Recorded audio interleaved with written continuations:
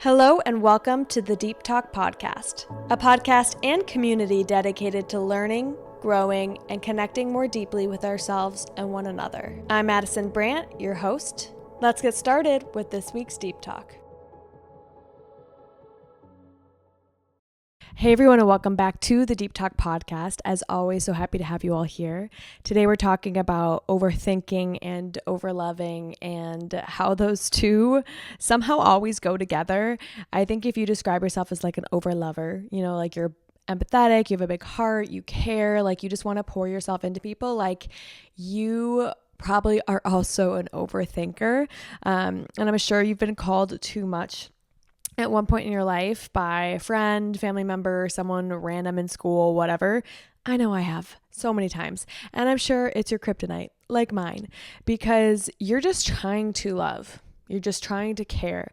You're just trying to be who you are. And when there's good response to that or no response, it's like, oh yeah, cool. But then when there's bad response, it's like, oh, am I too much? And then we spiral and we overthink and it's terrible. And if you are listening to this feeling bad about the way that you love and bad about the way that your mind works, I just hope this episode brings you peace and love and just knowing that you are beautiful the way that you are and finding some ways to work with your strengths and who you are, because it is a strength. So yeah, for all my overthinkers and overlovers, this is for you. The first thing I want to say about being an overlover is that it's not for everyone and everyone is not for you. Being somebody who is ready to care, right? Ready to show up with love and just that's how you show up. That's how I show up. I show up with good intentions. I show up ready to love. I have an open heart. I'm sure you guys can feel that on some level. And not everybody is going to respond well to that. Not everybody likes it. People will judge people like us. I'm sure you felt that. And the reason for that is that some people either A, are not like that personally, so they just don't jive with it. And some people just don't have the capacity to hold that kind of love, which is kind of sad. Some people don't love themselves enough, so how could they hold yours? Or they just don't have capacity in their nervous systems to hold love, from what they've been through, childhood, whatever, which is sad. And it's also not our responsibility to be less of who we are or less loving and kind to others because other people can't hold it or don't want it, right? That's more of how we direct our love, but it doesn't mean to stop being who we are. And so if you are an overlover, again, you'll probably recognize in your life that it really isn't for everyone. And that's sometimes hard to understand because you love and you want to love and you want to care, and your big heart is genuinely the most beautiful thing about you. It is how you move, it's how you live, it's who you are, it's the fabric of your being, and being like that feels good to us. So it's so hard to understand how other people don't like it, don't want it, don't enjoy it. And I think that's a good reminder for us to understand that just like anything, people vibe with different things, and that's okay. But I truly think that when you are being in your authenticity, over loving, caring, that is giving you mirrors of things around you that are right for that. And so when people don't respond in ways that feel good for you and amplify your love and make that feel seen and valued, you are going to feel like too much. And that too muchness is a signal that you're not in the right space. I was seeing this guy for a while, and I remember showing up with just intention and love and care, right? Not I loved him right away, but I show up loving people and giving to people pretty quickly, not excessively, and we'll talk about that. But I show up being planning dates or planning time together, being kind, following through, giving people warmth and kindness and noticing things about them and remembering things and just showing up with love, right? And this person was very thrown off and just immediately pulled back for me, and it was a lot. I remember I went into a spiral town because I was wait, I like them. Am I too much? I'm sure you've had this, guys. But just, I was just spiraling. I was wait, I'm too much. Oh my gosh, should I try to do this around them so they feel more comfortable? And should I do this? And it's it was just this spiral, and I felt so bad about myself. They ended up pulling away from me completely. I actually didn't even do anything crazy. I just was emotionally available. And I think that's part of it too. When you are an available human and you're here to love in a world that oftentimes protects its hearts and like closes itself, you're going to freak a lot of people out because a lot of people don't know how to love and how to hold love. And so when you love, people are going to sometimes be afraid of it and back away because they are not available to it due to whatever happened to them in childhood, the past, because of who they are. And again, it's just not your responsibility to change yourself or try to love them into loving you back. It's just information that this person can't hold you. And the hard thing here is it's so hard to not flip it on ourselves, right? I remember my therapist and I had a conversation about getting rejected and ghosted. And she was like, you're not experiencing like your own shame as much as you're experiencing like their shamelessness. It is a little bit of shame, right? I think like the response when somebody's doing that is different when you love yourself versus if you don't. Like, but I think everyone has a few seconds of like feeling hurt and like, what did I do? Because that's human. And especially if you love, like you're going to think about what you're doing because you want to love. But she said like when you're feeling someone's rejection and shamelessness and like their inability to communicate and their inability to respond well to it, like you're experiencing their shamelessness and their lack, and you're taking on that energy in your body and you're feeling this bad energy. And instead of just experiencing it as such, like this feels bad, this isn't aligned, they aren't, being kind, we flip it on ourselves. Because I think part of being an overlover and an overthinker is like we've always had to. Because we learned from childhood that we had to overlove or overthink or whatever to protect ourselves and get the love we need. So it's like, it's our thing too, where when we feel someone's negative energy, we go, oh, what can I do to make this experience feel safe? Because I don't feel safe right now with this person because they're rejecting me. So I need to make it feel safe because that's always been my role as someone who loves to jump in and make the experience good and meld it over. And this is probably a trauma response on some level, but it's also just like who we are a bit too. And I think this is when it comes in noticing, okay, this experience isn't feeling good. They're not responding well.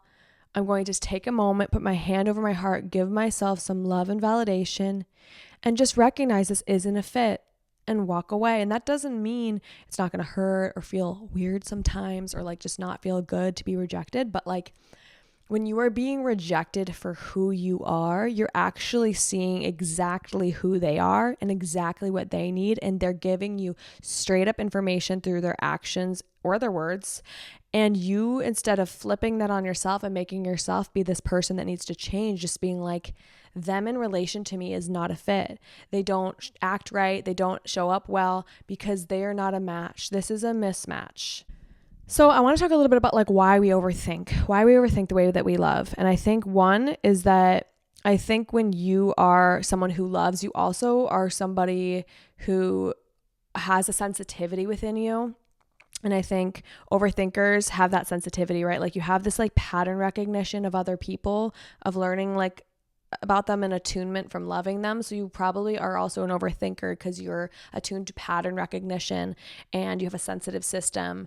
And and that's a strength, right? It's a strength. But it's important to manage the parts of it that make us feel weak, right? And support ourselves there, right? And we'll talk about that. But like, I think we overthink because it's just like a part of loving. Like, of course, like I'm going to love you and then overthink about like if you're feeling loved, because over loving and overthinking, like they're on the same side of the coin. They're all the same part of like the sensitivity, the caring, whatever. And like you have that kind of heart and brain.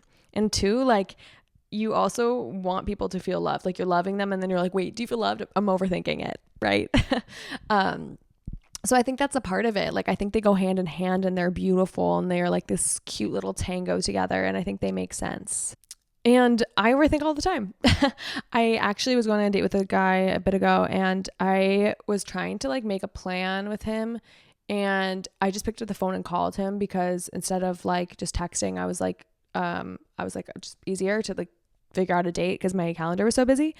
And he was like very shocked by the call. And he's like, I've never had anyone call me like this before. And I was like, oh my gosh. And I was overthinking. I was like, oh my gosh, like, am I too much? Am I, and you flip back into that narrative you've always had of growing up and people saying that about you. And I was like, am I too much? Should I not have done that? Blah, blah, blah. And it's like your natural instinct is to do something and be away. And then when you do it and somebody likes it, you don't feel bad. But then in this case, like I could tell it made him feel weird. So then I overthought it. And it's this tango. It's this tango of mostly, I would say 99% of the time, it's important to be who you are.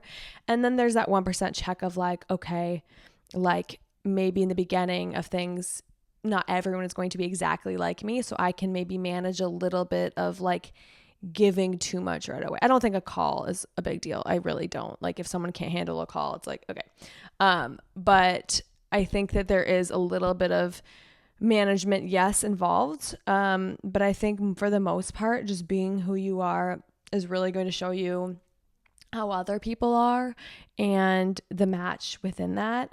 But I really do have a lot of moments where I overthink the way that I am. I'm just getting better at catching myself when I start shaming myself, and meeting it with more love in those moments of like, oh wait, this is who I am and that's okay.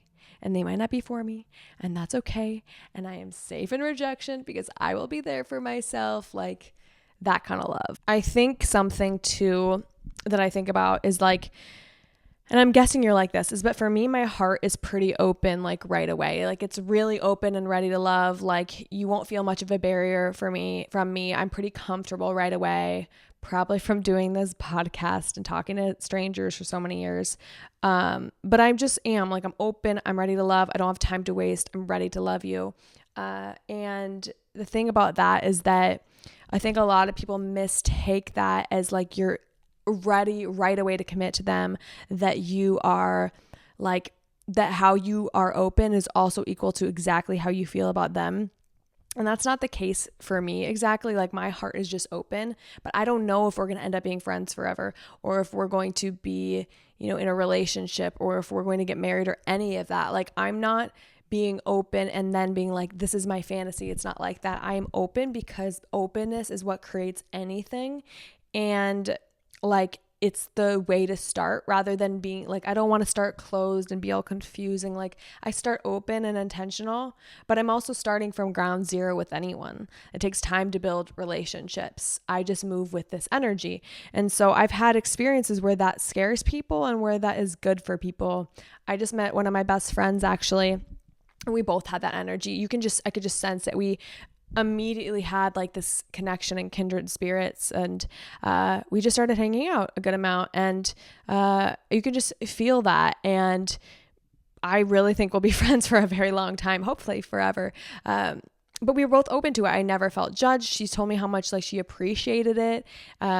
It wasn't love bombing. It was just like, we enjoy each other. We're adults. Like we want to spend time together. And it felt so nourishing and good and validating that there's people out there like me. On the other hand, I've had times, I'm trying to think of like an exact time, but I guess like the other stories I was sharing, so many of that in dating, or like even friendships where like, oh, I have a good one. There's this girl that I really, really have always like liked being around. She's awesome. But I can't tell if she just doesn't do friendships the way that I do, or just doesn't like me enough. Both are fine. But like, I try to make plans and spend time with her, and we like each other, but it's just not like progressing to the kind of friendship I want. Like it just kind of stays more surface and on the edges. And there is value there, but I can tell that like on some level, she just doesn't have the same friendship style as me and have the same kind of heart opening as I do. And because of that, like we can't move together in the way that I would want.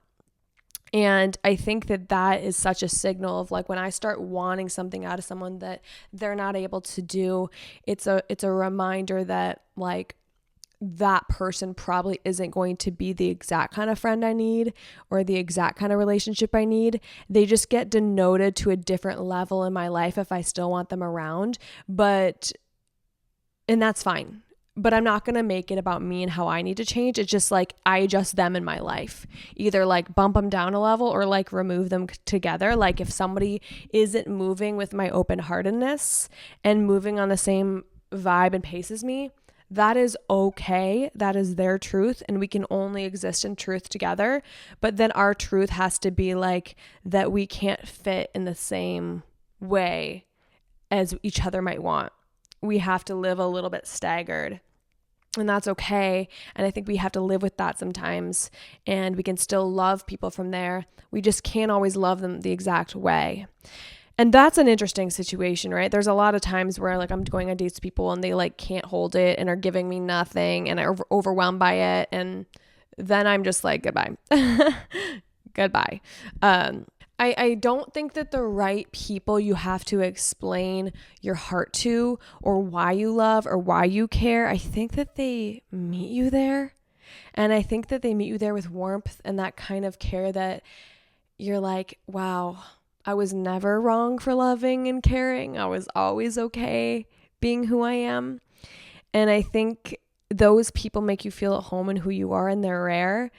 And then there are some other people that may not understand it at first, and they will learn because they want to. They will be open to you. And I think that you just have to find those people, either the people that are ready right away or the people that need maybe a touch of explanation and some time, but are on that ride with you. And I think that those are your people, and that everybody else is just a passerby or someone that you had an interaction with that was lovely, but they aren't your forever, and that's okay. But I think that just the right people are going to hold your heart, and that when the wrong people don't, you just have to keep opening your heart so it sends signals to the people that are right for you. And I think being a lover and being who you are and caring is just a complete test to who is the right people for you. Yeah. I also want to talk a little bit about boundaries and protecting your heart, because when you love and you have an open heart, you also need to learn how to protect it. I think you can slam your heart into people if you have self-worth and the understanding that it might not work out, and you won't reject yourself if so, and you will be there for yourself. Because if you're slamming your hearts in people over and over and over and giving and giving and giving and giving, and you feel crushed every single time, it's like, okay, we need some boundaries. We need to pull back. We need to reassess. When you are doing that and feeling bad, it's like, I think sometimes slamming in your heart into people and then feeling bad is a sign you don't have boundaries within yourself, and the other people can feel that. And I don't think that's necessarily a part of being loving. I think you have to love with a little bit of boundary. I feel like at this point I can slam my heart into people for the most part, because I know that if it doesn't work out, I'm fine. I have my people. I'm okay. I still like myself. Like I feel rooted, but I used to not feel that way. I remember there was this guy I was going on dates with, and literally the first date, like I think we kissed, and then the second date I was bringing him soup because he was sick, and I was just being so much right away, and like I think he was so afraid. But I was trying to be there and love, and I think you have to learn how to match your love a bit with the kind of connection it is and where you're at in the stage of the connection. I think you can do that if the other person is like that too, or if that person is matching your vibe. I don't think you have to move so slow if you're a lover, like, no. But I do think you have to also be aware of, like, we've been knowing each other for a week, right? We are not in 2 years stage, right? People don't just get you bringing them soup when they're sick, like if they haven't earned it, if they're giving you nothing, if they're not showing up for you, right? You have to remember that your love and you being a person who care has value. It holds value, and it's sweet that you wanted to give it to everyone, but you also are human and you can't. And so you need to recognize, like, this energy has worth. If I'm giving it to someone who barely responds to me, makes me feel bad about myself, isn't sure about me, that is a bad place to put your energy and your value, because it isn't going to nourish you back and fill up the cup that wants to give. And you're giving it to someone who has not earned your love. They have not earned it, and they have not shown you that it's a safe place to give it. And so again, I don't think anyone has to quote, maybe not earn it. It's just like, you can't just fill your love into empty cups. I was giving a bunch to a guy who was giving me nothing back and like barely responding to me, barely making plans. And I was just keep loving. And then I had to remember, wait, I have value. I have people in my life that like this, that want this. I know people that really depend on that and love it. I know that there's going to be people that don't have it that want that. So why am I pouring it into somebody who doesn't give a fuck? You know? It's so important to put that love where it can be cherished and met and loved back, because it's just like you not recognizing the value of what your love holds if you are giving it to people who don't care or make you feel bad or make you overthink about how you are. Like, yeah, my intuitive reader always says, like, keep your heart open the way it is, but have like a light chain link over it. And that gives you the ability, and it's something I practice, that I go in being open with everybody. But I have a little bit of a guard, not in a way where I'm being closed, but it's just to protect myself and my heart a bit so that I can notice with somebody, are they going to be a friend? Are they going to be a stranger? Are they going to be able to give it back? And then that link comes off a bit as I get to know them and see the way that they show up for me and have proved experiences over time. And I think that you can have an open heart and you can totally have a little bit of armor. And it's not that you're closed because you can't be, it's because you're protecting yourself and you have boundaries. And those boundaries are good for you, and they're also good for other people, because other people then believe more of your worth. Other people aren't getting like slammed with your boundaryless love. They're getting kind love and real love, and love that loves yourself. And I think that like it's really cool because as you love somebody, you will learn, okay, can I amp it up? Can I remove some of this armor? Or do I need to put up some armor with them? Do I need to back away? Is this not being reciprocated? It's really interesting as you do this, because you'll see based on them like how you need to move. It doesn't mean you change that you're a loving person. You just are like, do I move more toward you or away from you? And so that's kind of like my little method. I show up with kindness and openness. I have a little protection, and I move forwards, like not necessarily like slowly, but like enough where I can get a grasp of their heart and how they show up. And like my friend that I just met, that we like slammed our heart into each other, like that process was so expedited, but with some people it's not. And you will be able to feel that the more that you ground into your own worth. But yeah, I think that being an over lover, like I don't ever think that's wrong. Like I think that loving is a lost art that our society needs more than anything. I really think that it is the most beautiful art form. And art comes with learning its structures and the lines and all the things. And so art is not, it can be a form of art, probably just throw paint at the walls and see what sticks. But I think art is a lot more about learning and creating from that learning and looking at how things move together. And if you think about love like that, it's like, I have this heart and this love to give, and it's beautiful. But I also need to see when I'm drawing it, like, how does it move with other lines? And what structures does it need to flow its best? And what boundaries does it need to be able to look its best, right? Like, I just think it is art. Like, I'm even thinking about my art class that I took. I had to learn skill. I had natural skill, but I had to learn the skill to get it to look the way that I needed it to. And it goes for loving people too. It's like your heart is so open, and that is beautiful, but you have to learn how to work with that to protect your heart, to not overthink and be mean to yourself, to know who to give it to that's right, to have those boundaries that protect you and your worth and help other people see that worth. Like, I think that's like the art of loving. Oh my gosh, is that Olivia Dean's? I think that's her album that just came out. It's so good. Maybe that should be what we listen to after this. So good. But yeah, I just think that I don't think it's ever wrong. I just think it needs some support so that you feel supported, so that you feel loved, so that you're not just pouring out for nothing and pouring out to people that aren't caring, you know? It is so lovely to be this kind of person in this world, and I don't ever want like this conversation or anything that, you know, the goal of this is to remind you it's beautiful, is what I'm trying to say. And when other people make you feel bad about it,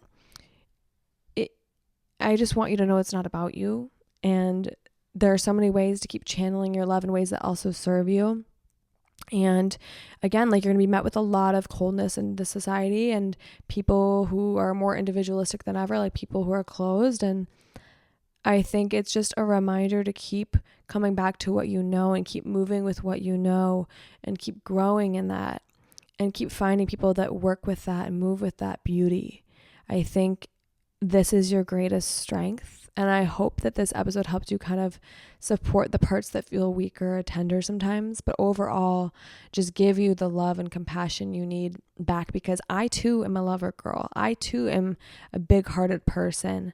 But I've gotten to a point where I'm like, I've been stepped on enough with that and had people take advantage of it, or people not be kind, or people be overwhelmed by it, that I've had to kind of learn how to protect myself because I have been hurt. And something I always remind myself of in those moments is that I have people in my life that value the crap out of me, that I think need me, and that really see what my value is and give it back to me and love that I love. And those people are always what I keep in my back pocket for when I feel like, oh my gosh, I'm being too much. I remember that people like it.